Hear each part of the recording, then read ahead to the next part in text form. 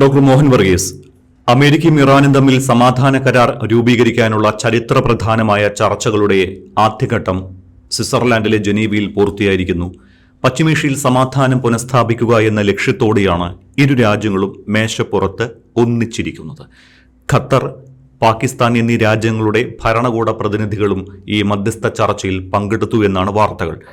ഇതിനിടയിൽ തന്നെ ഹിസ്ബുള്ളയെ തടഞ്ഞില്ല എങ്കിൽ ഇറാൻ വീണ്ടും കനത്ത തിരിച്ചടി നേരിടേണ്ടി വരുമെന്ന അമേരിക്കൻ പ്രസിഡന്റ് ഡൊണാൾഡ് ട്രംപിന്റെ പ്രസ്താവനയിൽ പ്രതിഷേധിച്ചുകൊണ്ട് ഈ ചർച്ചയിൽ നിന്ന് ഇറാൻ പ്രതിനിധി സംഘം വേദി വിട്ടുവെന്ന ഒരു വാർത്ത കൂടി ഇറാൻ മാധ്യമങ്ങൾ റിപ്പോർട്ട് ചെയ്തിട്ടുമുണ്ട്. എങ്ങനെയാണ് ചർച്ചകളുടെ ആദ്യഘട്ടത്തെ വിലയിരുത്തേണ്ടത്? പശ്ചിമേഷ്യയിലെ യുദ്ധ സാഹചര്യങ്ങൾക്ക് വലിയ ആശ്വാസമാകുമോ, അതോ പുകഞ്ഞുകൊണ്ടേയിരിക്കുമോ? 60 ദിവസത്തെ വെടിനിർത്തൽ സമാധാന ചർച്ചകൾ, അതിൻ്റെ ഒന്നാം റൗണ്ട്, ഇറാനും അമേരിക്കയും തമ്മിലുള്ള ചർച്ചകളുടെ ഒന്നാം റൗണ്ട് ജനീവയിൽ തുടങ്ങി. ആദ്യ റൗണ്ട് അവസാനിക്കുകയും ചെയ്തു. 2 ദിവസം നീണ്ടു നിന്ന ചർച്ചകൾ ഏതാണ്ട് 80 മിനിറ്റോളം നീണ്ടുനിന്ന മുഖാമുഖം. ഇതിൽ ഇറാൻ്റെ പ്രതിനിധിയായി പാർലമെൻറ്റ് സ്പീക്കർ ഗലിബാഹ് പങ്കെടുക്കുന്നു. അതുപോലെ വിദേശകാര്യമന്ത്രി പങ്കെടുക്കുന്നു, അബ്ബാസ് അരാക്ചി പങ്കെടുക്കുന്നു. അമേരിക്കയെ പ്രതിനിധീകരിച്ച് സ്റ്റീവ് വിറ്റ്കോഫും ജാരഡ് കുഷറും ഉണ്ട്. പക്ഷേ പ്രധാനമായി പങ്കെടുക്കുന്നത് American vice president JD Vance. അപ്പോൾ ഇവിടെ ഖത്തറിൻ്റെ മധ്യസ്ഥന്മാരുണ്ട്, പാകിസ്ഥാൻ്റെ മധ്യസ്ഥന്മാരുണ്ട്. അവരെ പരസ്പരം ഈ ടീമുകൾ അറിയിക്കുന്നു, അവരുടെ ആശങ്കകൾ, ആഗ്രഹങ്ങൾ ഒക്കെ അറിയിക്കുന്നു. ഇതിൻ്റെ എല്ലാം ഇപ്പോഴത്തെ നിലവിലെ ഒരു ടേംസ് ഓഫ് റെഫറൻസ് എന്ന് പറയുന്നത് 14 ധാരണാപത്രമാണ്. അത് ഓൾറെഡി ഒപ്പിട്ട് കഴിഞ്ഞതാണ്.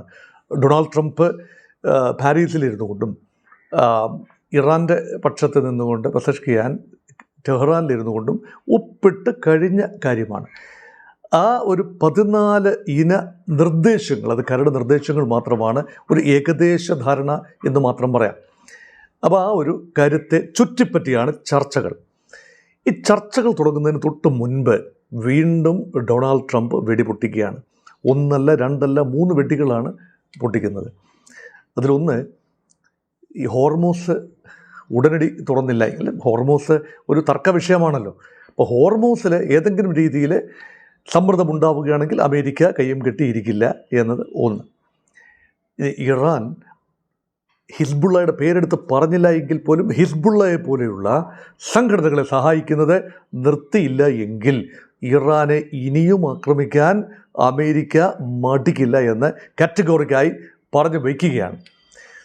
അപ്പോൾ ഇറാൻ ഇതിനോട് പ്രതികരിച്ചത് തങ്ങൾ ഉടനടി തന്നെ ഹോർമൂസ് അടയ്ക്കുന്നു എന്ന രീതിയിലാണ്. ഹോർമൂസ് പൂർണ്ണമായി അടച്ചു എന്ന സ്ഥിരീകരണമില്ല, പക്ഷേ ഹോർമൂസ് അടയ്ക്കും എന്നൊരു പ്രതീതി ഇവിടെ ഉണ്ടായി. അതുമാത്രമല്ല, കഴിഞ്ഞ ദിവസങ്ങളിൽ ആദ്യ ദിവസം, കാരണം മെനിഞ്ഞാന്ന് 55 കപ്പലുകൾ ഹോർമൂസ് കടന്ന് പുറത്തേക്ക് പോയി. കഴിഞ്ഞ ദിവസം 67 കപ്പലുകൾ പുറത്തേക്ക് പോയി. അതുകൊണ്ട് ഹോർമൂസ് അടയ്ക്കും എന്ന ഇറാൻ്റെ ഭീഷണി പൂർണ്ണമായി നിലവിൽ വന്നില്ല. അത് അടയ്ക്കുമെന്ന് പറഞ്ഞതല്ലാതെ പൂർണ്ണമായി ഷട്ട് ഡൗൺ ചെയ്യും എന്ന് പറഞ്ഞില്ല. പക്ഷേ അമേരിക്കൻ പ്രസിഡൻറ്റ്, ട്രൂത്ത് സോഷ്യലാണല്ലോ അദ്ദേഹത്തിൻ്റെ ആയുധം, അതിലൂടെ വളരെ രൂക്ഷമായിട്ടാണ്. അതുകൊണ്ട് ഒരിക്കലും പറയരുതാത്ത, ഒരു രാഷ്ട്രീയ നേതാവ്, ഒരു രാജ്യത്തിൻ്റെ പ്രസിഡന്റ് ഒരിക്കലും പറയരുതാത്ത ഒരു കാര്യം ഡൊണാൾഡ് ട്രംപ് പറഞ്ഞു വെച്ചു. ഹോർമൂസ് എങ്ങാനും അടയ്ക്കാനാണ് നിങ്ങളുടെ ഉദ്ദേശമെങ്കിൽ ചർച്ചയ്ക്കായി ഇറാൻ്റെ നേതൃത്വം സ്വിറ്റ്സർലൻഡിൽ വന്നവർ ഒരുപക്ഷെ മടങ്ങി പോകണമെന്നില്ല. അതിനർത്ഥം അവരെ ജീവാപായം വരുത്തും എന്നാണ് അർത്ഥം. അങ്ങനെയല്ലേ വായിച്ചെടുക്കേണ്ടത്? കാരണം അവരെ ജീവനോടെ മടങ്ങാൻ അനുവദിക്കില്ല. അമേരിക്ക അവരെ ബോംബ് ചെയ്യുമെന്നാണോ, അതോ അമേരിക്ക അവരെ തടവിലാക്കുമെന്നാണോ? ഇത് സ്വിറ്റ്സർലൻഡിൻ്റെ മണ്ണാണ്, നയതന്ത്ര മണ്ണാണ്. സ്വിറ്റ്സർലൻഡ് ഒരു സ്വതന്ത്ര പരമാധികാര രാജ്യമാണ്.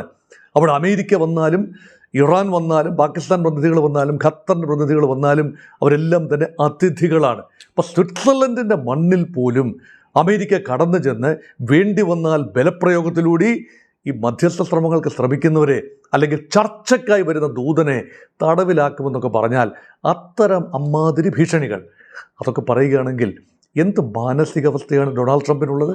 അപ്പോൾ ഇതൊക്കെ ഒരു ചർച്ചയുടെ ഒരു ഉദ്ദേശ ലക്ഷ്യങ്ങളെ തന്നെ അട്ടിമറിക്കുന്ന രീതിയിലാണ്. ഇറാൻ ഉടനടി പ്രതികരിച്ചു. മുഹമ്മദ് ബാഖിർ ഖലിബാഹ്, ഇറാൻ മജ്ലിസിൻ്റെ സ്പീക്കർ, ഉരുളക്കുപ്പിരി എന്ന നിലയിൽ പറഞ്ഞു, ഈ ഉമ്മാക്കിയൊന്നും കാട്ടി തങ്ങളെ വിരട്ടാൻ നോക്കണ്ട, തങ്ങളിത് പല ആവർത്തി കണ്ടതാണ്, തങ്ങൾ ചർച്ച തങ്ങളുടെ വലിയ ആവശ്യമൊന്നുമല്ല, ഞങ്ങൾ ചർച്ചകളിൽ നിന്നും പിന്മാറാനും തയ്യാറാണ്, അല്ലാതെ അമേരിക്കയുമായി ചർച്ച ചെയ്തു കൊള്ളാം എന്ന നേർച്ചയൊന്നും തങ്ങൾക്കില്ല. അതുകൊണ്ട് കുറച്ചുകൂടി അന്തസ്സായി സംസാരിക്കാൻ നിങ്ങളുടെ പ്രസിഡൻറ്റിനോട് പറയണമെന്ന് അമേരിക്കൻ ജനതയോടായി ഖലിബാഫ് പറയുകയാണ്. ആ രീതിയിലുള്ള സംസാരം ഇറാൻ്റെ നേതൃത്വത്തിൽ നിന്നും കേൾക്കേണ്ടി വന്നു എന്ന് പറയുമ്പോൾ ട്രംപിന് ഇത് കണ്ടകശനിയാണ്. കാരണം കണ്ടകശനി കൊണ്ടേ പോകൂ എന്നാണല്ലോ പ്രമാണം. അതുകൊണ്ട് ട്രംപ് പറയുന്നതെല്ലാം തന്നെ ഈ വിടുവായും വീൺവാക്കും മാറ്റിപ്പറച്ചിലും വിശ്വാസ്യത തീരെ ഇല്ലാത്ത ജൽപ്പനങ്ങളുമായി ട്രംപ് ഇത് അട്ടിമറിക്കുമോ എന്നതാണ് സംശയം. അതേസമയം കുറച്ചുകൂടെ ലെവൽ ഹെഡഡാണ് American vice president JD Vance. He's a man with a mission. ഒരു സെൻസ് ഓഫ് പർപ്പസോട് കൂടി തന്നെയാണ് പോകുന്നത്. ഇപ്പം നമ്മൾ അമേരിക്ക വിരുദ്ധത എന്ന നയമൊന്നുമല്ല. പക്ഷേ ട്രംപ് ഒരു നെഗോഷിയേറ്ററെ ഏർപ്പെടുത്തിയതിന് ശേഷം പുറകിൽ നിന്നുകൊണ്ട് ഒളിവിടി വയ്ക്കുന്നത് ആരോഗ്യപരമായ കാര്യമേ അല്ല. ഒരു നെഗോസിയേഷന് വേണ്ടി ആളെ വിട്ട് കഴിഞ്ഞാൽ അവർ നെഗോഷിയേറ്റ് ചെയ്യട്ടെ. അതിൽ കാര്യം എന്തെങ്കിലും കൂടുതൽ അവരോട് പറയുക. ഈ പരസ്യ പ്രസ്താവന, മാധ്യമങ്ങളിലൂടെ പരസ്യ പ്രസ്താവന നടത്തി അനുകൂലമായി വരുന്ന സാഹചര്യത്തെ തൻ്റെ തന്നെ വാക്കുകൾ കൊണ്ട് കലുഷിതമാക്കിക്കൊണ്ടിരിക്കുകയാണ് ഡൊണാൾഡ് ട്രംപ്. എന്നിരുന്നാലും ശുഭോദർക്കമായ കാര്യം, ഒന്നാം റൗണ്ട് ചർച്ചകൾ പരിസമാപ്തിയിലെത്താൻ കഴിഞ്ഞു. ഒരു കമ്മിറ്റിയെ വയ്ക്കാൻ കഴിയുന്നു, ഒരു ഉന്നതാധികാര കമ്മിറ്റി, ഒരു ഹൈ പവർ കമ്മിറ്റിയാണ് ഈ ചർച്ചകളുടെ ഒരു ദിശാബോധം നിയന്ത്രിക്കാൻ, റോഡ് മാപ്പ് ചാർട്ട് ചെയ്യാൻ വേണ്ടി ഒരു ഉന്നത സംഘത്തെ നിയമിക്കുകയാണ്. അതിൽ ഇരുഭാഗത്തുമുള്ള ആളുകളുണ്ട്. അപ്പോൾ എന്തെങ്കിലും ഉണ്ടെങ്കിൽ, ചർച്ചകൾ എന്നും നടക്കുന്ന കാര്യമല്ലല്ലോ, ഇടവിട്ടാണ് ചർച്ചകൾ നടക്കുന്നത്. അതിനെതിരെ ഓരോ ദിവസവും ദൈനംദിനം നിരന്തരം വിഷയങ്ങൾ ക്രോപ്പപ്പ് ചെയ്യും. ഒരുപക്ഷെ ഇസ്രായേൽ ലെബനനെ ആക്രമിച്ചു എന്നിരിക്കാം, ഹിസ്ബുള്ള തിരിച്ച് പ്രത്യാക്രമണം നടത്തിയെന്നിരിക്കാം, മറ്റെന്തെങ്കിലും കാര്യങ്ങൾ വന്നു എന്നിരിക്കാം. ഇതെല്ലാം തന്നെ സംഭവിക്കാൻ സാധ്യത ഉള്ളതുകൊണ്ട് ദൈനംദിനം ഉണ്ടാകുന്ന കാര്യങ്ങൾ കൃത്യമായി ഈ ഒരു സ്റ്റാൻഡിംഗ് കമ്മിറ്റിയെ അറിയിക്കുക എന്നതാണ് ഒരുപക്ഷെ ഉദ്ദേശിക്കുന്നത്. അതുകൊണ്ട് ചർച്ചകൾ സുഗമമായി നടക്കുന്നുവെന്ന് തന്നെ കരുതാം. പക്ഷേ ഇങ്ങനെയുള്ള പ്രസ്താവനകൾ ഇത് ആരുടെ ഭാഗത്ത് നിന്ന് വന്നാലും അത് തീർച്ചയായും അനാരോഗ്യപരമാണ്, അനപേക്ഷണീയമാണ്. അതുകൊണ്ട് അത് ഒഴിവാക്കുന്നതാണ് നല്ലതെന്നാണ് എൻ്റെ ചിന്ത. ഞാൻ നേരത്തെ ചോദിച്ച കാര്യം, അതായത് ഈ സമാധാന ചർച്ചകൾ നടക്കുമ്പോഴും അമേരിക്കൻ പ്രസിഡന്റ് ഡൊണാൾഡ് ട്രംപ് നടത്തിയ കടുത്ത പ്രസ്താവനകൾ ആശങ്ക ഉണ്ടാക്കുന്നതല്ലേ? തന്ത്രപ്രധാനമായ ഹോർമൂസ് കടലിടുക്ക് ഉടൻ തുറന്നില്ലെങ്കിൽ ഇറാനെതിരെ ഉടനടി ആക്രമണം നടത്തും എന്നാണ് ട്രംപ് ഭീഷണിപ്പെടുത്തിയത്. ലെബനനിൽ ഹിസ്ബുൾ അടക്കമുള്ള നിഴൽ സംഘങ്ങളെ പിന്തുണയ്ക്കുന്നത് ഇറാൻ അവസാനിപ്പിച്ചില്ലെങ്കിൽ കനത്ത തിരിച്ചടിയുണ്ടാകുമെന്നും അദ്ദേഹം തന്റെ ട്രൂത്ത് സോഷ്യലിൽ കുറിച്ചിട്ടുണ്ട്. അതൊരു മുന്നറിയിപ്പാണ്, ഭീഷണിയാണ്. ട്രംപ് ഇത് എന്ത് ഭാവിച്ചാണ് ഇങ്ങനെ ഭീഷണി മുഴക്കുകയും മറുവശത്ത് സമാധാന ചർച്ചയും ഇതെങ്ങനെ ഒരുമിച്ച് പോകുമോ? അതേക്കുറിച്ച് തന്നെയാണ് ഞാൻ പറഞ്ഞു വരുന്നത്. ഒരു വശത്ത് സമാധാന ചർച്ചകൾ വളരെ പ്രതീക്ഷയോടുകൂടി തന്നെ മുന്നോട്ട് പോകുന്നു.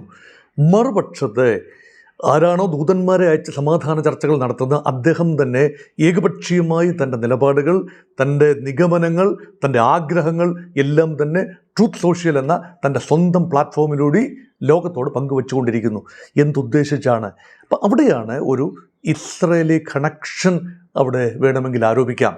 ബെഞ്ചമിൻ നെതന്യാഹു ആകെ പരിക്ഷീണനാണ്. അദ്ദേഹത്തിന് പോപ്പുലാരിറ്റി റേറ്റിങ്ങിൽ എക്കാലത്തെയും വലിയ ഇടിവാണ് സംഭവിച്ചുകൊണ്ടിരിക്കുന്നത്. ഇപ്പോൾ കഴിഞ്ഞ ദിവസം ഹീബ്രു യൂണിവേഴ്സിറ്റി, ജെറുസലേമിലെ ഹീബ്രു സർവകലാശാല നടത്തിയ ഒരു അഭിപ്രായ വോട്ടെടുപ്പുണ്ട്. ഇസ്രായേലി പൗരന്മാർക്കിടയിൽ, അവർ മിക്കവാറും ജൂതന്മാർ കൂടിയാണല്ലോ, അവരുടെ ഇടയിൽ നടത്തിയ ഒരു അഭിപ്രായ വോട്ടെടുപ്പിൽ വിഷയം 2-3 കാര്യങ്ങളെക്കുറിച്ചാണ്. ഒരു കാര്യം, യുദ്ധത്തിൽ ആര് മുന്നിട്ട് നിൽക്കുന്നു, ആർക്കാണ് മേൽക്കൈ, ആര് ജയിക്കുന്നു എന്നതാണ് നിങ്ങളുടെ ഒരു നിഗമനം എന്ന ചോദ്യത്തിന് 92% പറയുന്നത് ഇസ്രായേലി ജനതയാണ് പറയുന്നത്. അഭിപ്രായ വോട്ടെടുപ്പിൽ പങ്കെടുത്തവർ പറയുന്നത് ഇറാന് മേൽക്കൈ അല്ലെങ്കിൽ ഇറാൻ വിജയിക്കുന്നു എന്ന രീതിയിലാണ്. അതേപോലെ തന്നെ മറ്റൊരു ചോദ്യമുണ്ട്, ഇസ്രായേലിൻ്റെ ഉദ്ദേശ ലക്ഷ്യങ്ങൾ എത്ര ശതമാനം വരെ നേടിയെടുക്കാൻ കഴിഞ്ഞു, അല്ലെങ്കിൽ ഉദ്ദേശിച്ച ലക്ഷ്യങ്ങൾ നേടിയെടുക്കാൻ കഴിഞ്ഞു എന്ന് നിങ്ങൾ ചിന്തിക്കുന്നുണ്ടോ എന്ന ചോദ്യത്തിന് 76% പേരും ഇല്ല എന്നാണ് ഉത്തരം പറഞ്ഞിരിക്കുന്നത്. കേവലം 24% പേരാണ് ഭാഗികമായിട്ടെങ്കിലും ഇസ്രായേൽ ലക്ഷ്യങ്ങൾ നിറവേറ്റാൻ ഈ യുദ്ധത്തിലൂടെ കഴിയുന്നു എന്ന് അവകാശപ്പെട്ടിരിക്കുന്നു, എന്ന് താല്പര്യം പറഞ്ഞിരിക്കുന്നത്, അല്ലെങ്കിൽ എന്ന് അഭിപ്രായം രേഖപ്പെടുത്തിയിരിക്കുന്നത്. അതേപോലെ തന്നെ അമേരിക്കയുടെ ഒരു റോളിനെ കുറിച്ചുണ്ട്. അമേരിക്ക വളരെയധികം പിന്നാക്കം പോയി. ട്രംപിൻ്റെ ജനപ്രതി തന്നെ ഇസ്രായേലിനുള്ളിൽ ട്രംപ് അനുകൂലികളുടെ എണ്ണം വല്ലാതെ കുറഞ്ഞിരിക്കുന്നു. ട്രംപിന് തൊടുന്നതെല്ലാം പിഴയ്ക്കുന്നു എന്ന രീതിയിലാണ് മഹാഭൂരിപക്ഷം ഇസ്രയേലികളും കാണുന്നത്. അപ്പോൾ അങ്ങനെ വരുമ്പോൾ ഇവിടെ ആകെ ഒരു നെഗറ്റിവിസ്റ്റ് ടോൺ ആൻഡ് ടെനറാണ് നെതന്യാഹുവിനെക്കുറിച്ചും ട്രംപിനെക്കുറിച്ചും ഇസ്രായേലിനുള്ളിൽ. അപ്പോൾ ഇസ്രായേലിനുള്ളിൽ തന്നെ ഇതാണ് അവസ്ഥയെങ്കിൽ ലോകത്തെമ്പാടുമുള്ള അവസ്ഥ എന്താണ്? അതേപോലെ തന്നെ അമേരിക്കയ്ക്കുള്ളിൽ നടക്കുന്ന അഭിപ്രായ വോട്ടെടുപ്പിലും ട്രംപിൻ്റെ നയങ്ങൾ മുന്നോട്ട് പോകില്ല എന്ന് ചിന്തിക്കുന്നവരാണ് മഹാഭൂരിപക്ഷം. അപ്പം അവിടെ എന്തെങ്കിലും ഒരു മാറ്റം വരുത്തുന്നത്, ഇപ്പം ഇത് താൻ ഉദ്ദേശിക്കുന്നിടത്ത് പിടിച്ചു കെട്ടാനാവുന്നില്ല എന്നൊരു ചിന്ത ട്രംപിന് തന്നെയുണ്ട്. അത് മാത്രമല്ല, ആവശ്യത്തിൽ അധികം ആനുകൂല്യങ്ങൾ ഈ 14 ഇന ധാരണാപത്രത്തിലൂടെ ഇറാന് വെച്ച് നീട്ടി അമേരിക്ക എന്നൊരു ചിന്തയുണ്ട്. $300 ബില്യൺ സഹായം പദ്ധതികളിലൂടെയാകാം, നേരിട്ടുള്ള ധനസഹായമാകണമെന്നില്ല. അത് നൽകും ഇറാൻ്റെ റീകൺസ്ട്രക്ഷന്. ഇതിനൊക്കെ പണം ഇവിടുന്ന് കണ്ടെത്തും. അമേരിക്കൻ ജനത ട്രംപിനോട് ചോദിക്കുന്ന ചോദ്യമാണ്, താങ്കൾ ഞങ്ങൾക്ക് ബാധ്യത ഉണ്ടാക്കാതിരിക്കാൻ വേണ്ടി ചെയ്യുന്നു എന്ന് പറഞ്ഞ കാര്യങ്ങൾ കൂടുതൽ ബാധ്യതയല്ലേ അമേരിക്കൻ പൗരന്മാർക്ക് നേരെ അടിച്ചേൽപ്പിക്കുന്നത്? ഇതിനൊരു ഉത്തരമില്ല ട്രംപിന്. അതുകൊണ്ടാണ് ട്രംപ് നിരന്തരം പ്രസ്താവനകൾ ഇറക്കുന്നത്. അമേരിക്കയുടെ ചില്ലിക്കാശ് പോലും ഇറാന് കൊടുക്കുന്ന പ്രശ്നമില്ല. അതേസമയം $300 ബില്യൺ കാര്യം അവിടെ എഗ്രിമെൻറ്റിൻ്റെ ഭാഗമായി വരികയും ചെയ്യുന്നു. ഇതെങ്ങനെയാണ് പൊരുത്തപ്പെടുക? അങ്ങനെയെങ്കിൽ ഏതെങ്കിലും രീതിയിൽ ഈ കരാർ വൈകിപ്പിക്കുന്നതിന് ട്രംപിന് തന്നെ ആഗ്രഹമുണ്ടോ?